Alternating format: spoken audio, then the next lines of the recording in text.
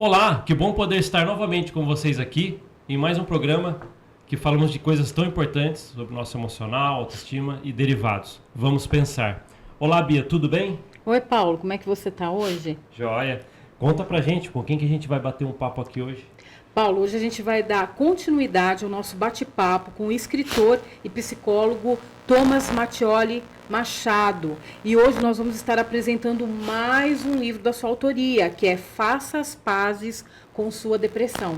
Tudo bom? Olá, Tudo bem, gente? Como vocês estão? Esse é um livro, novamente, né? Veio da experiência clínica e dos meus próprios momentos de tristeza e depressão. E a ideia foi apresentar uma perspectiva um pouco diferente da depressão. A gente parar de lutar contra ela e tentar fazer as pazes com ela. A pergunta que eu já queria fazer sobre esse livro foi logo que eu vi, assim, a gente sempre olha num livro é a capa. Aí eu falei assim, pô, faça as pazes com a sua depressão.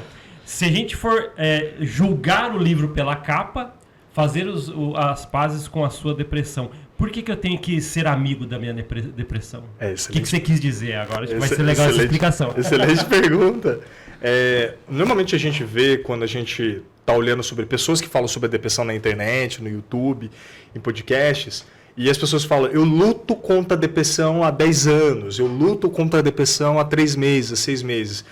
E eu percebi que, na minha perspectiva, e na perspectiva, inclusive, de outros pensadores, lutar contra a depressão é uma causa perdida. Veja, até porque a ideia é que ela se alimenta da luta contra ela. Ela é um tipo de monstro que se alimenta de quanto mais você batalha contra ela, quanto mais você nega a existência dela, quanto mais você tenta forçar a saída dela, maior ela fica. Porque, veja, a depressão é, nessa perspectiva, como uma criança mimada. A criança mimada, se você ignora ela, pode ser até que ela pare, ou pode ser que ela aumente ainda mais. E a depressão, ela está querendo dizer alguma coisa pra gente. Então, no primeiro momento, a forma que ela tem de nos chamar a atenção é através da angústia. É te deixar bem para baixo. Porque alguma coisa dentro da sua estrutura psíquica está errada, está desequilibrada. Então, ela não é toda vilã. A ideia de fazer as pazes é a ideia de perdoar o seu inimigo e ver que talvez você tenha algo a aprender com a própria depressão. Então ela seria um sintoma de que alguma coisa está errada e eu tenho que mudar. Olha, que fantástico. Ela é um alarme. Ela não é em si alguma coisa. Veja, quando a gente fala em depressão, a gente fala, inclusive, uma série de sintomas. Mas a depressão em si, ela não existe. Ela é abstrata. Ela é um conceito. É o nome que a gente deu aos bois para tentar explicar uma série de condições neurofisiológicas, psicológicas e até espirituais, que a psicologia já está entrando no campo espiritual já faz algum tempo, para tentar explicar o porquê que algumas pessoas ficam sem energia, sem causa aparente, sem motivação, com muito sono ou pouco sono, porque algumas pessoas perdem a libido, sem questões necessariamente alimentares, físicas, ou biológicas, orgânicas, tipo. Então seria uma doença quase que puramente psicológica. Claro que a gente tem aí correlatos físicos e biológicos, mas em sua grande parte nada mais é do que uma desestruturação psíquica. Alguns vão falar de desequilíbrio neurofisiológico, que é o pessoal da neuropsicologia, e eles não estão errados. Lembre-se, são modos de olhar a depressão. O modo que eu estou sugerindo é, para de brigar com ela um pouquinho. Será que ela não está falando para você que seu casamento não está legal? Será que ela não está falando para você que seu chefe é abusivo? Será que ela não está falando para você que você não se respeita, não se admira? Será que ela não está falando para você fazer um pouquinho mais de exercício físico? Será que ela não está falando para você comer um pouco melhor? É isso que a depressão está falando. Dormir melhor. Exato. Tudo isso entra. Basta ouvir. Entendi. E você falou interessante também, uma coisa que uma coisa que eu sempre escutei desde criança e quando na igreja que eu frequentava desde criança. Uhum. Hoje eu acho que mudou muito. Hoje eu acredito que a igreja hoje não pensa mais assim, por causa que a própria ciência já comprovou que depressão, como você mesmo falou, às vezes é uma causa orgânica, uma causa... Sim, né? Pode ter, exato. Então, exato. mas assim, depressão é falta de Deus? Porque muitas vezes, eu tô com depressão, é falta de Deus. Você não tem fé em Deus. Olha, é uma pergunta que eu tenho que ser muito cuidadoso e muito respeitoso. Claro que vai depender do que você entende por Deus, do credo de cada pessoa, da religião. Mas, tentando ser um psicólogo que abarca a espiritualidade, eu acredito que seja a falta de sentido em relação a Deus. Eu acho que se Deus existe ou não é uma outra história. A gente, como psicólogo, não pode entrar, não pode desrespeitar a crença das pessoas. Mas o que sabemos é que, independentemente da sua religião, ter o sentido religioso te ajuda a ser uma pessoa mais calma, mais serena, mais assertiva e, inclusive, com menos depressão. Porque o sentido que as escrituras sagradas nos trazem, ou seja, qual for a escritura que a pessoa está se baseando, qual o texto sagrado, seja o budista, seja o hinduísta, seja o próprio cristão do qual estamos acostumados, ele traz, sim, sentido. Agora, dizer que é só falta disso, eu diria que estaria incompleto. Entendi. Eu diria que é condição necessária, mas não suficiente. Não adianta você só ficar um grande conhecedor das escrituras sagradas e não comer direito, não se cuidar, não ir ao psicólogo, não cuidar da saúde mental. Né? Inclusive, eu tive um problema na clínica que eu fiquei bastante chateado. Um cara, meu livro estava exposto para venda e ele pegou, olhou assim e falou, nossa, livro bacana. Mas para mim só existe um livro e jogou, que é a Bíblia. Aí a gente fica chateado, né? Fala assim, toma um pouco cuidado, né? Porque é graças aos outros livros que a gente tem carro, que a gente tem chuveiro elétrico, que a gente tem segurança, que a gente tem óculos, que a gente tem roupa. É um livro importantíssimo, mas não é o único. Não é o único. É isso que eu defendo e espero não ofender ninguém, né? Eu vou dizer isso. Então, é porque muitas vezes, assim, eu vou falar a minha experiência, assim, pessoal, assim, onde eu cresci foi na igreja Mormon, vou falar bem claro. Okay, claro. E tem muitas ideia, pessoas, né? Essa ideia. Eu acredito que hoje está mudando, hoje a igreja mudou, muita coisa mudou. Mas, assim, tem gente que tinha esse mesmo comportamento. De pegar, só que eles têm outros livros, né? Não é só a Bíblia, o livro de Mormon e tudo mais. Só que eles desfazem, você não, é só esse. Só complementando o que a Bia está falando para que você possa discorrer melhor, não, vou dar um exemplo para você, por exemplo, Thomas. Vou dar um exemplo, por exemplo, que a gente já ouviu, né, lá dentro. Por exemplo, uma pessoa chega com um grau de ansiedade ou depressão para um líder religioso. Né? A gente sabe que tem muitos bons, né? A gente sabemos disso, excelente. Mas chegou para algum, por exemplo, com um grau de depressão, o líder religioso não soube identificar e falou para a pessoa, eu sinto que você deve cantar hinos em pensamento que você vai melhorar. Isso e a pessoa vai para casa com a fé de que isso vai resolver e talvez 2, 3 semanas depois ela pode ter até que precisar de medicamentos porque não foi o correto. O que você acha sobre isso, já que a gente está falando de depressão? Eu acho uma postura muito antiética e perigosa. Veja, eu tinha um colega meu que ele é pastor, um grande pastor, e ele falava uma coisa, Thomas, a gente estuda psicologia. Quando a gente vai falar de psicologia, é uma coisa. Quando se trata de espiritualidade, você não entra no meu campo, eu não entro no seu. Então veja, quando se trata de espiritualidade, são esses caras que a gente tem que procurar mesmo. Agora, quando se trata de doenças psicossomáticas, transtornos, distorções cognitivas, a gente tem que procurar o profissional que seja adequado a isso. Dizer que existe um profissional, seja um profissional religioso, podemos dizer assim, que dê conta de tudo, isso não é real. Nenhum médico dá conta de tudo, nenhum engenheiro dá conta de tudo, nenhum advogado. Existem profissões diferentes porque a gente se especializa.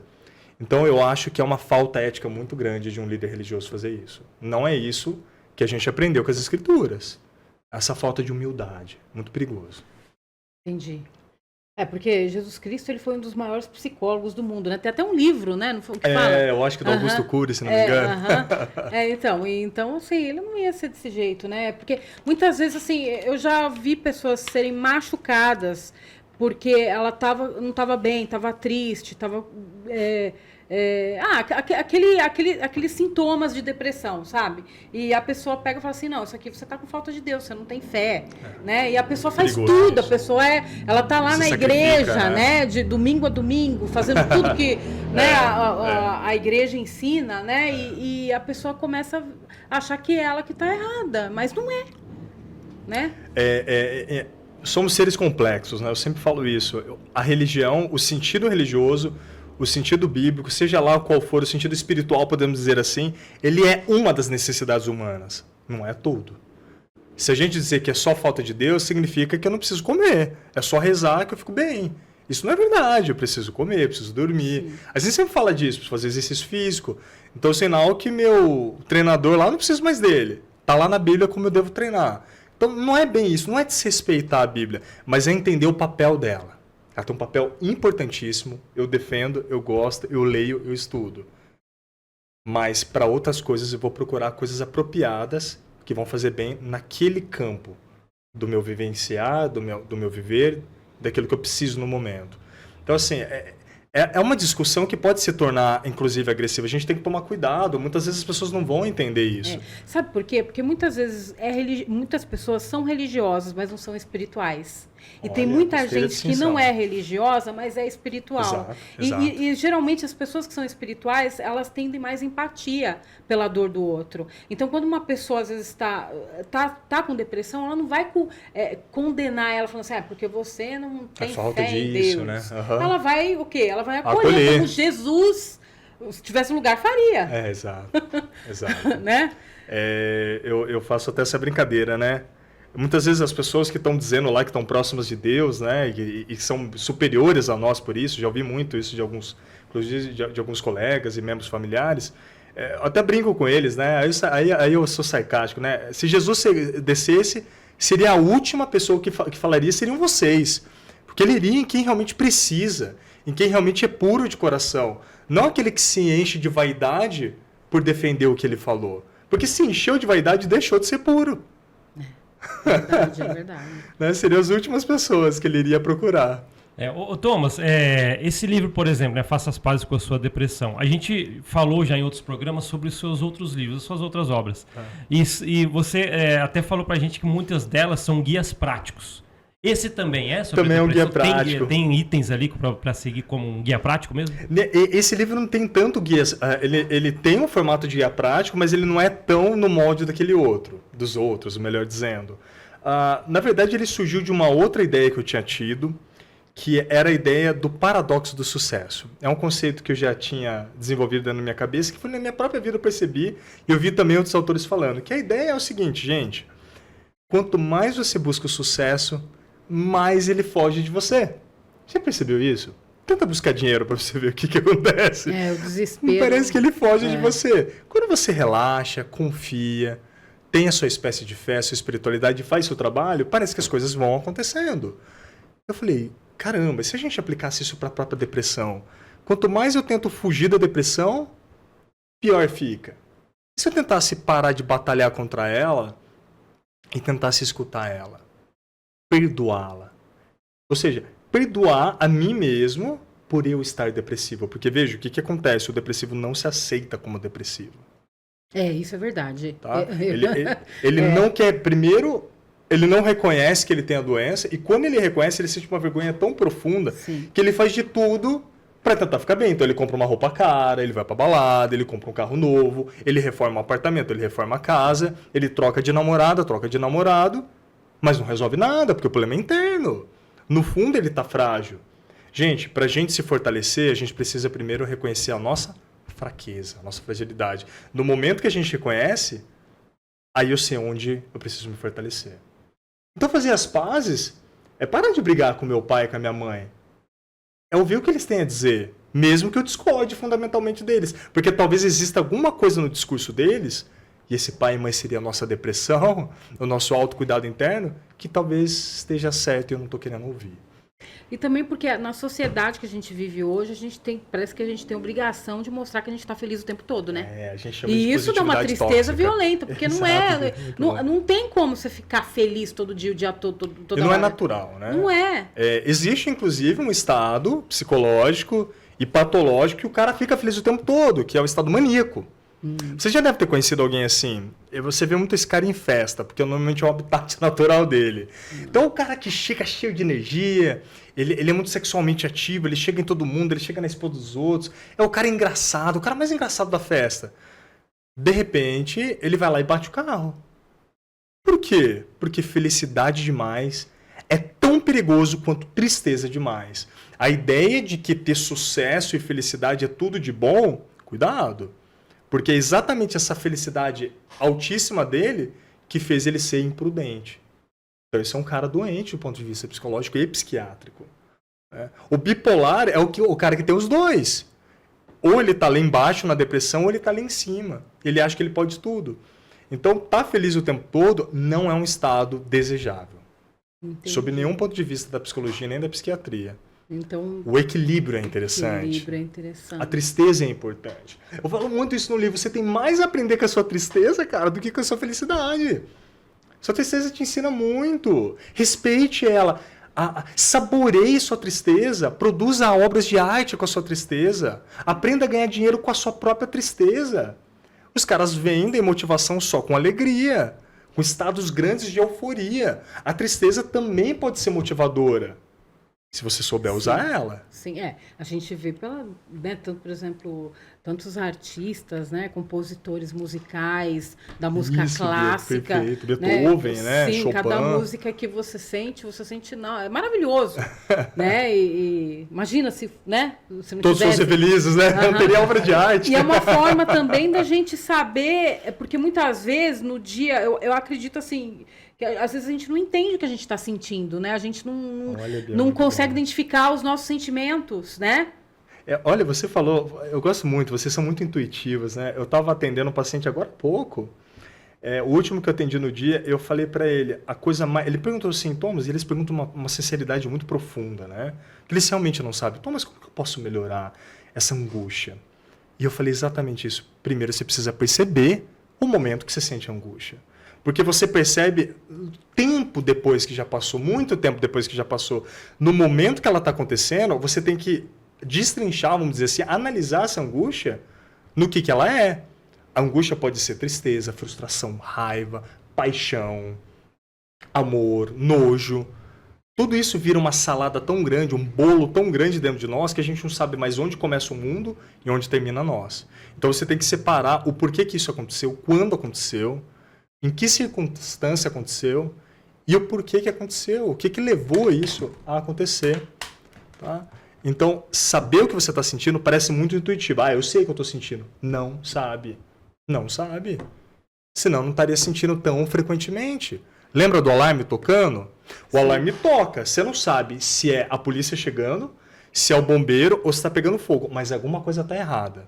Esse é o mecanismo da dor. Uhum.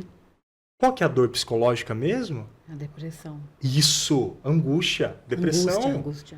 Não, depressão. Você pode dar o nome de depressão, tá correto. É um alarme. Agora, onde está o fogo? Ela não vai te dizer, você vai ter que procurar. Isso não é o trabalho dela. Tá Por isso doendo, que a terapia ajuda. A terapia é essencial para isso. Para descobrir. É um autoconhecimento também, né? Muito, muito. É nessa troca. É muito mais do que uma conversa. É nessa relação terapêutica que coisas acontecem aqui no meio que de repente a gente consegue se reconfigurar, como num computador. Você não troca lá as peças do computador, não troca os pneus do seu carro, o carro fica quase novo, né? Pinta o carro, vai na funilaria. A mente tem como fazer isso. Trocar os pensamentos, crenças, memórias. Dá para trocar memória, Thomas? Opa! Se eu tirar o peso emocional da memória, eu já melhorei essa memória muito. Eu lembro, mas não me faz tão mal. Olha só que bacana. É reestruturação cognitiva, é ressignificação terapêutica. E funciona, lógico que funciona. Legal. Uma coisa que você falou também, Posso por pegar? exemplo... Fica à vontade. Obrigado, gente. Então, por exemplo, você falou que muitas vezes a pessoa não aceita que ela tem depressão. Às vezes ela nem sabe que ela tem, né? E ela... Quais os sinais para saber se eu tenho depressão ou não, por exemplo? Olha, antes de responder sua pergunta, muitas vezes a pessoa nem sabe porque ela fica com a depressão por tanto tempo que ela desenvolve uma forma de apatia. Ela não sente nem felicidade e nem tristeza, nem raiva, nem amor. Vocês devem conhecer, gente morna. Tá tudo bem? Tá indo. Cara, mas morreu teu cachorro? Morreu. Cara, você ganhou um prêmio de melhor entrevistador. É um prêmio. Apatia. Apático. Ele não vai nem para cima nem para baixo. É uma forma de depressão. Quando a gente quer saber se a pessoa tem depressão, a gente precisa primeiro analisar um pouco da personalidade dela. Porque, veja, vamos supor o Paulo. Só um exemplo, tá, Paulo? Vamos supor que o Paulo seja um cara mais calmão, mais tranquilão. Tá depressivo? Não, sinceramente. Tá indo trabalhar. Tá feliz. Mas ele quase não sorri, mas é o jeitão dele. Marcadores de depressão têm a ver com sofrimento significativo. Se a pessoa, além de uma personalidade rebaixada, tem um humor rebaixado, que esteja além daquilo que é definido pela personalidade dela, e sofrimento clínico significativo, depressão. Sempre parte desses dois marcadores. A gente tem marcadores fisiológicos, psicológicos, baixa autoestima, baixa motivação, crenças de que você não é bom bastante, crenças de menor valia. Pensamentos negativos. Ideação suicida, exato, pensamentos negativos. Marcadores agora também corpóreos, biológicos. Corpo cansado, pesado, dor nos olhos, dor no corpo, nas articulações. Thomas, depressão dá isso. Perda de cabelo dá. Paralisia, até cegueira. São reversíveis? São quadros reversíveis? Graças a Deus. Mas enquanto não tratar, só tende a piorar. Toda doença que o corpo em si não consegue combater, ela tende a piorar. E a depressão, se ela for de uma forma leve, a nossa própria mente consegue dar um jeito. Se não, ela vai piorando, piorando, piorando. Até que a gente pode levar a um quadro de falência total do organismo, ou de suicídio, ou de apatia. Então as coisas podem chegar a um fim bastante sombrio. Agressividade também pode ser. Muito boa, porque a agressividade também é um marcador de depressão. As pessoas acham que o depressivo é só o cara triste. Ele pode ser irritadiço, explosivo. E tem o que eu mais gosto, o depressivo funcional. Esse é o cara que disfarça. O cara trabalha, o cara namora, o cara vai viajar, o cara tá com grana. Mas no final do dia, ele tá lá trancado no banheiro chorando. E nem a esposa sabe. Ele vai pro hotel chorar pra ninguém ver. É o depressivo funcional. Ele funciona, mas ninguém sabe que ele é depressivo. Tá? Eu já conheci gente assim, que ninguém sabia. E a pessoa tirou a própria vida depois. Você vê? Funciona. Uhum. Mas porque funciona, porque não tá sofrendo imensamente. Tá? E, tipo, você falou também uma coisa interessante também no seu canal, que estava falando sobre solidão. Um vídeo lá, agora eu não lembro o nome do tema. Que, por exemplo, a solidão, ela pode desencadear a depressão? Com certeza, Bia. Somos seres sociais. A gente precisa desse papo aqui. A gente precisa desse calor humano. A gente precisa ver outras pessoas. Por mais que a gente desenvolva essa ideia, e eu ouço muitas vezes isso dos alunos, professor, eu sou uma raposa solitária, eu sou um lobo solitário. Ok, isso não existe. Isso é muito raro. Existem personalidades na história que foram solitárias, mas ainda assim em algum momento tiveram contato, porque é condição da gente, da natureza humana, essa troca. Para você ter uma ideia, Bia, experimentos com bebês. Quando eu falo experimentos, gente, não é nada, pelo amor de Deus, invasivo, até porque se fosse eu não leria. Não é isso. A gente tem experimentos só observar, por exemplo. Foi observado que se a criança não recebe um abraço da mãe, ela tende a desenvolver doenças.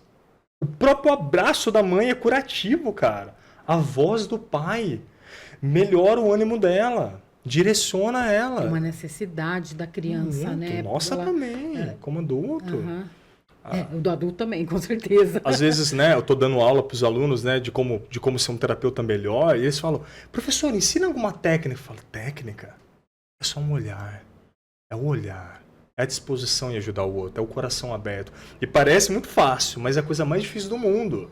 É olhar para os olhos do cara e falar, tá tudo bem, eu te entendo, eu te respeito a sua dor. O cara fala, sério? Você me entende? E você entende mesmo. Pronto, isso já é terapêutico. Esse olhar, eu não preciso nem tocar ele, mas o meu olhar toca ele, a minha voz toca ele.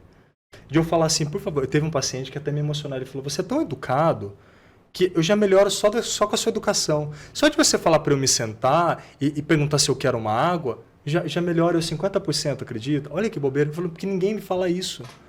Ninguém me fala isso no dia a dia. Então você está vendo que pequenas coisas é a grande diferença entre a cura e a não cura da depressão.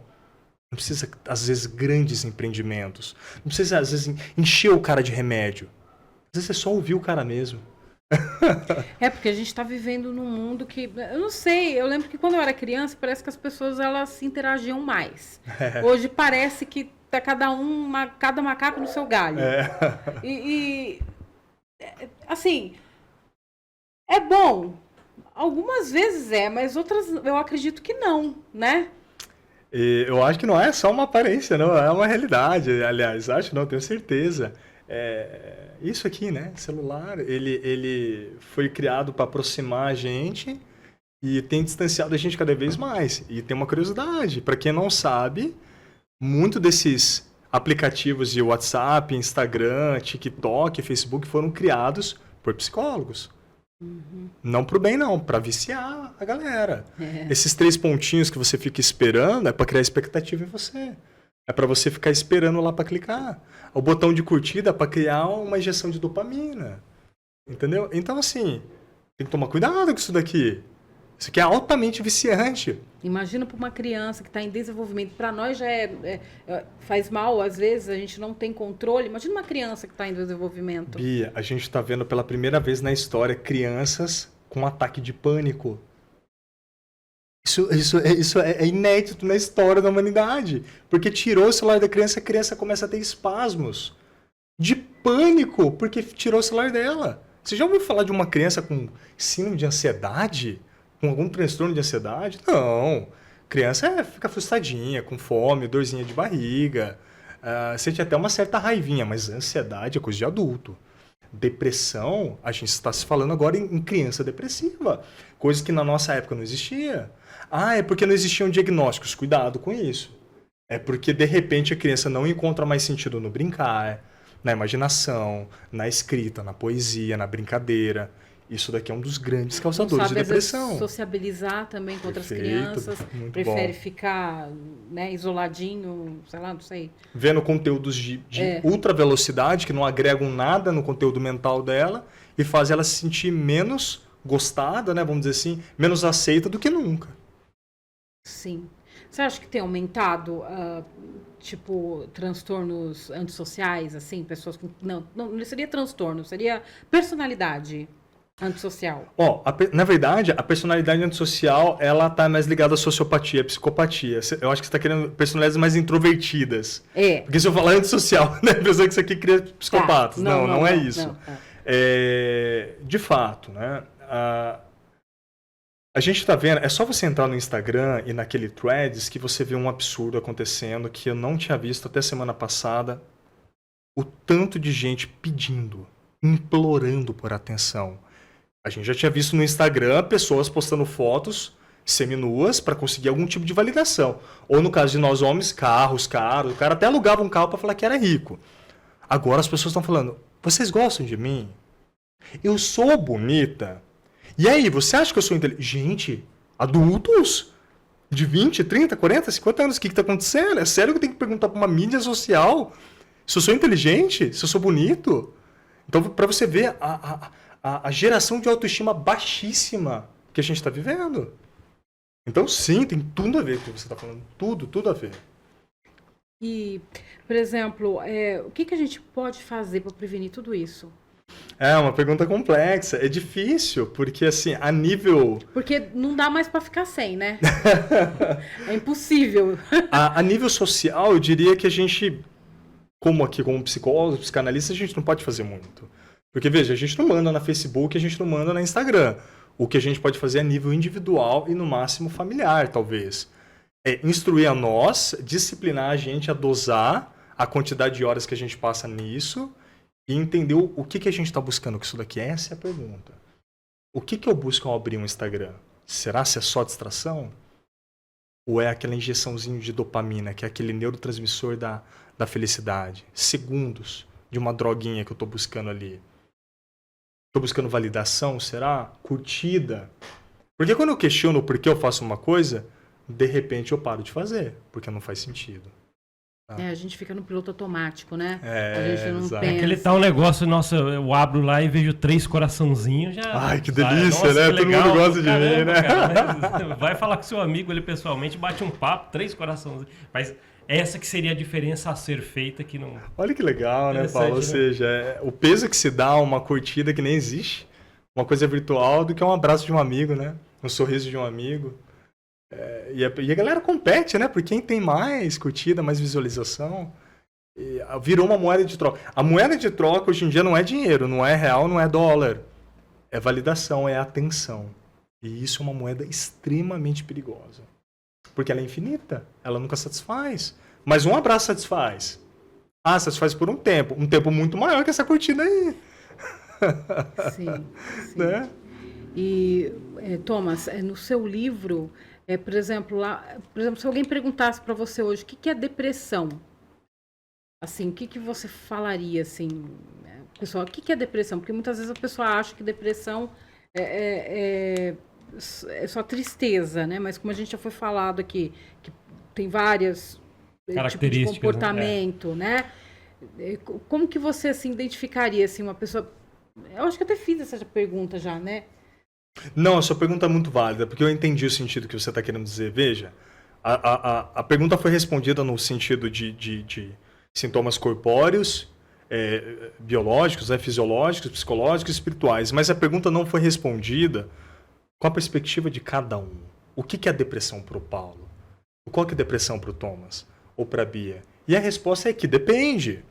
O que eu posso chamar de depressão é aquilo de alguma forma que me rebaixa. Rebaixa o meu humor, minha motivação, minha vontade de viver. Se existe algum fator na minha vida me colocando para baixo, me deprimindo, e eu fico nesse estado mesmo depois dessa causa ter ido embora, ou ainda continuar, e eu ainda estar sendo afetado por ela, eu me chamo de depressivo. Aí eu posso me designar como depressivo.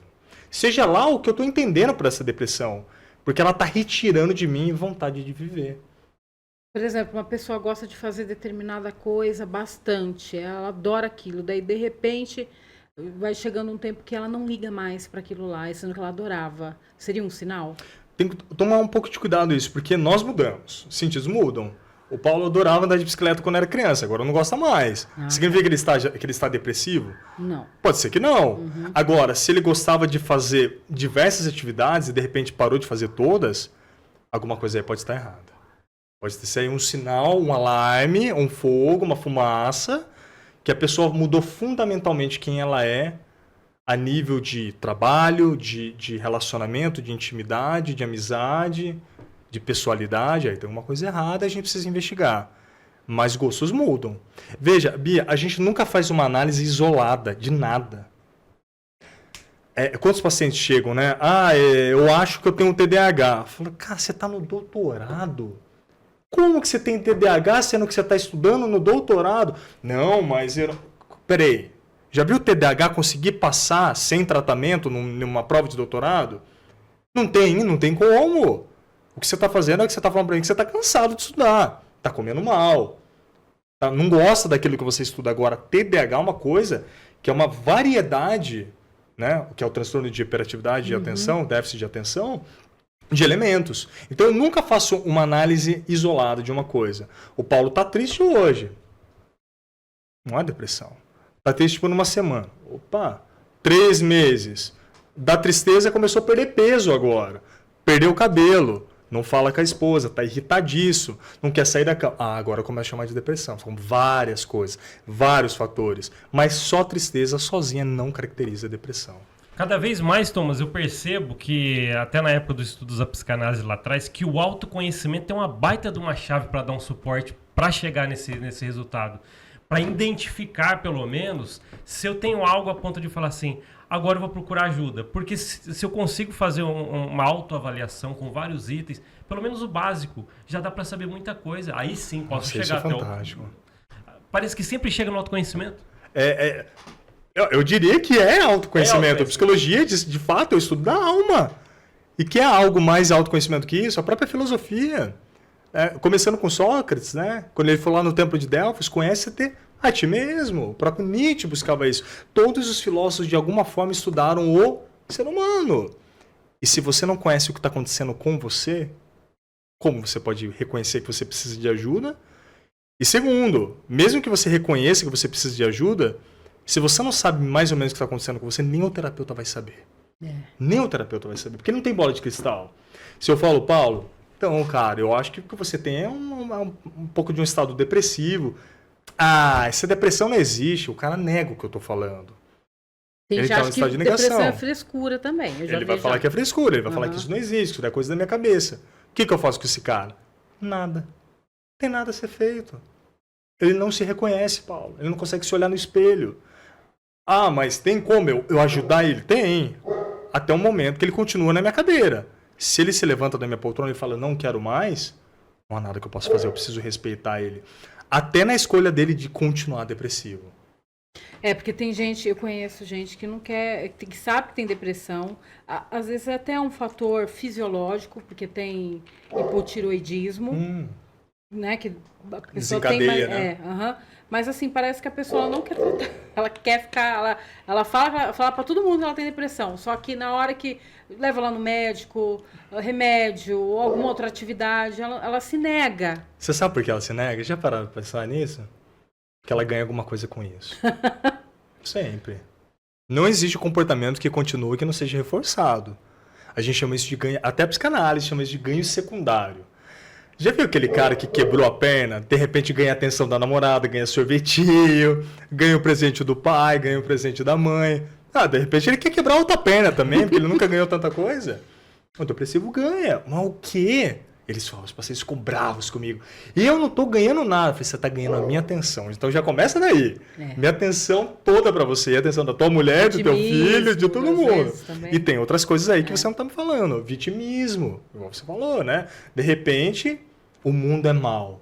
Eu não preciso assumir responsabilidade. Sim. Que delícia, né? Posso fazer o que eu quero porque eu tô depressivo. Posso te xingar porque eu tô depressivo. Não preciso nem tratar você bem. Tô depressivo mesmo, você não sabe o que é estar depressivo. Tem até alguns benefícios, entre aspas, que pode ser usado nesse momento. Então, pra gente entender que a cura é uma autorresponsabilidade da gente também, né? Sim. Nossa, é o básico. O que vocês falaram, autoconhecimento e autorresponsabilidade, se não tiver esses dois elementos, não tem cura. São as duas grandes estruturas, né? As duas grandes colunas da cura terapêutica ou qualquer forma de cura espiritual. Ô Thomas, partindo para os últimos minutos do programa, eu já te pergunto assim, então, para a gente só deixar o livro claro, né? Que é o Faça as Pazes com a Sua Depressão. Então, fazer as pazes com essa depressão seria, deixa eu entendê-la e saber que ela existe e eu tenho que manobrar ela na minha vida. Esse seria. Esse seria o recado. Não preciso me sentir má. Quando chega, eu tenho que acolher para entender minha dor. Não seria isso? Tudo isso está perfeito. E a terceira etapa é a mais importante: utilizá-la a seu favor.